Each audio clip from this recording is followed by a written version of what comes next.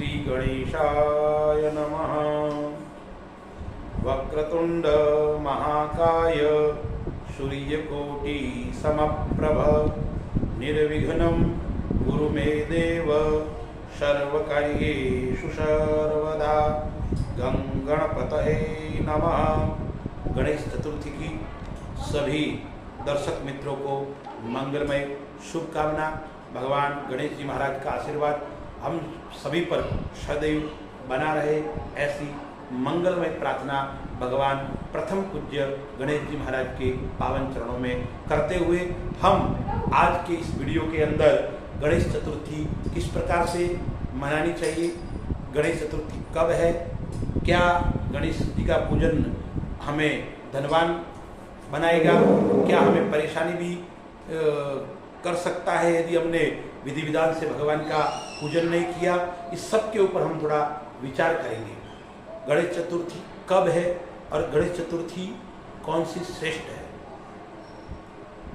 भाद्रपद शुक्ल पक्ष चतुर्थी तिथि उसको बोलते हैं गणेश चतुर्थी। भगवान गणेश जी का जन्म मध्याह्न के समय दिन के 12 बजे हुआ था। वार कौन सा था? उस दिन सोमवार था। भगवान का नक्षत्र कौन सा है गणेश जी महाराज का? स्वाति नक्षत्र। और सिंह लग्न के अंदर भगवान गणेश जी महाराज का प्रादुर्भाव मध्याह्न काल में हुआ था। भगवान गणेश जी किसकी संतान है? आप सबको पता है, माँ पार्वती और भगवान शिव की द्वितीय संतान गणेश जी महाराज, जो प्रथम पूज्य है। भगवान गणेश जी की दो पत्नी रिद्धि और सिद्धि, आप सब जानते हैं। दो पुत्र, लक्ष्य और लाभ, या शुभ और लाभ भी हम कहते हैं। यानी भगवान गणेश जी महाराज प्रथम पूज्य है। किसी भी कार्य के अंदर हम गणेश जी महाराज को प्रथम स्मरण करते हैं, याद करते हैं। इसलिए एक लोकोक्ति भी है, कोई भी कार्य का प्रारंभ करना है तो हम बोलते हैं श्री गणेश कीजिए। श्री गणेश का अर्थ यही होता है कि गणेश जी महाराज प्रथम पूज्य है।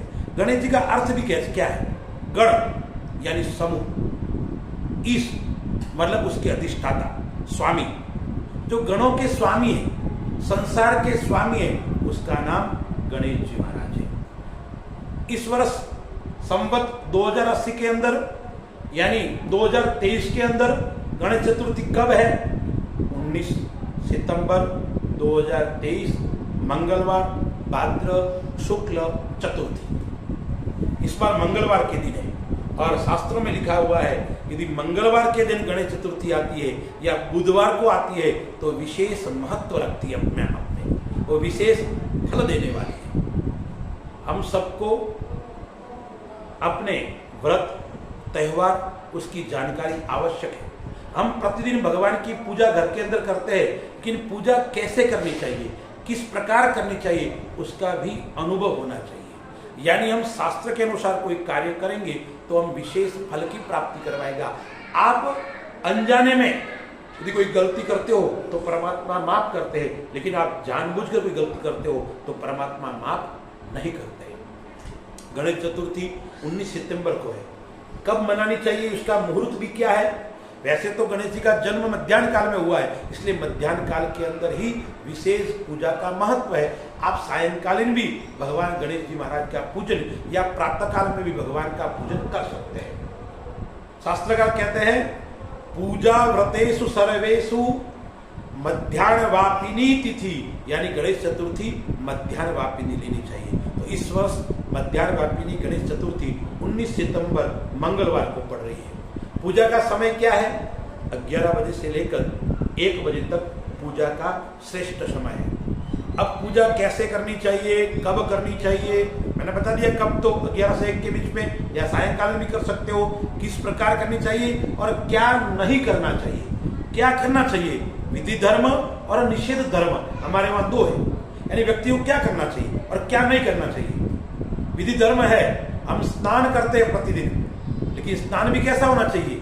भगवान का चिंतन करते हुए। यदि आप स्नान करते हो उस समय गंगे च यमुने चैव ये श्लोक बोलो, या सभी नदियों को याद करो, सभी तीर्थों को याद करो। स्नान सब करते हैं, लेकिन स्नान भी शास्त्र के अनुसार करोगे, यानी विधि धर्म के अनुसार करोगे तो श्रेष्ठ फल की प्राप्ति करवाएगा। तो निषेध धर्म क्या है उसका भी हम विचार करेंगे। तो गणेश चतुर्थी के ऊपर हमें किस प्रकार भगवान का पूजन करना चाहिए, कौन सी वस्तु भगवान को प्रिय है, कौन सी वस्तु भगवान को चढ़ानी चाहिए। आप प्रातःकाल में स्नान आदि करके शुद्ध वस्त्र धारण करके हो सके तो आपको पीताम्बर पहनना चाहिए। भगवान गणेश जी महाराज को पीताम्बर विशेष प्रिय है।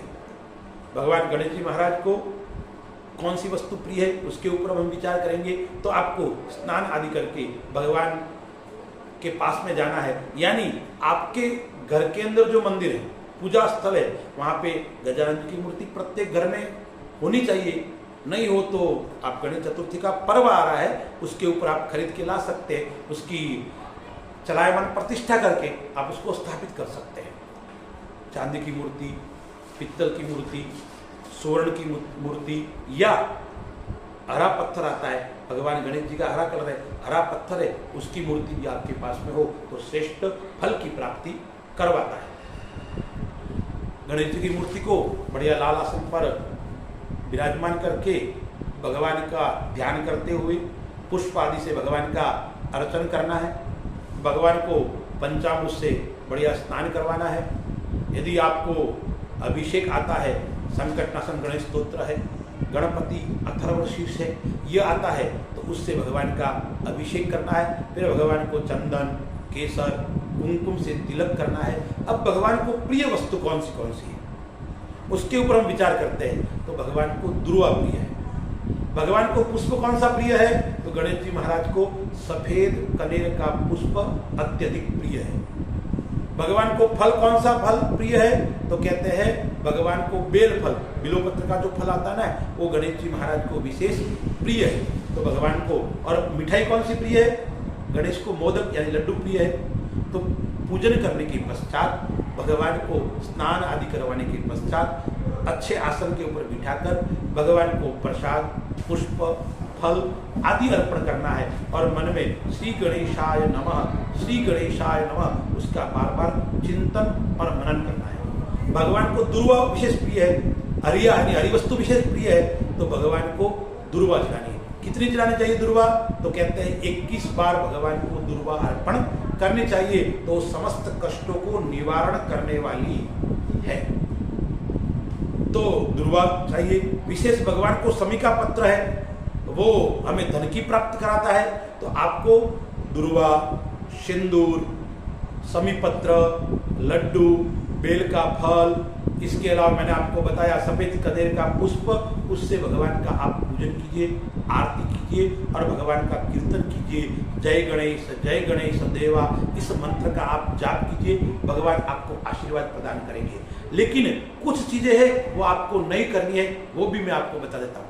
यदि आप ये करोगे तो भगवान गणपति महाराज प्रथम पूज्य रुष्ट हो सकते हैं और हमारे जीवन के अंदर समस्या उत्पन्न हो सकती है। तो भगवान को क्या अर्पण नहीं करना चाहिए?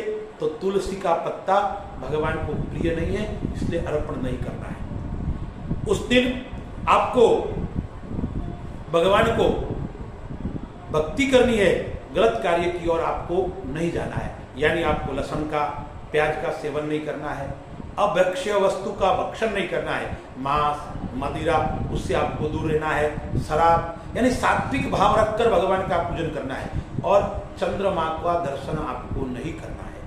यदि आपने भूलवश चंद्रमा का दर्शन कर दिया तो कलंक आपके ऊपर लग सकता है। कर दिया, अब क्या होगा? तो उसके लिए शास्त्रों में उपाय भी बताया है। तो भागवत के 10वें स्कंद है, श्रीमद् भागवत महापुराण है, उसका 10वां स्कंद है, उस 10वें स्कंद के 57वां अध्याय है, उसका आप पाठ करो। चंद्र का यदि आपने भूलवश दर्शन कर लिया है तो आपको उस दोष से मुक्ति हो जाएगी और आपको ब्रह्मचर्य का पालन करना है। यानी मैंने आपको बताया कौन सी वस्तु करनी है, कौन सी वस्तु नहीं करनी है।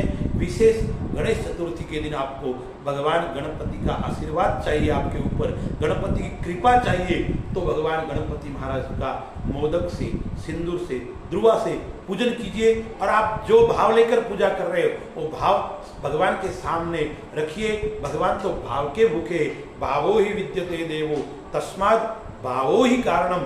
आप भावपूर्वक, भक्तिपूर्वक भगवान का पूजन करोगे, भगवान का यजन करोगे तो आपकी इच्छित मनोकामना भी परिपूर्ण होगी और भगवान गणेश जी महाराज का आशीर्वाद आपको अवश्य प्राप्त होगा।